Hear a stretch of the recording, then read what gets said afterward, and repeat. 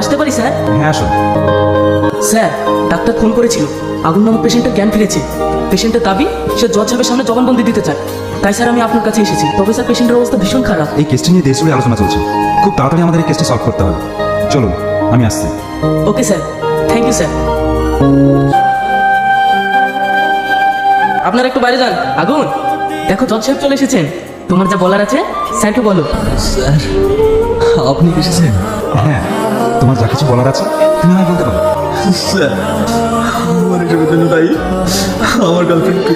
ওকে আমি অনেক ভালোবাসতাম স্যার, কিন্তু আমার সঙ্গে বিশ্বাসঘাতকতা করবে আমি কখনো ভাবিনি স্যার। ওকে আপনারা ছাড়বেন না, ওকে আপনারা ছাড়বেন না স্যার।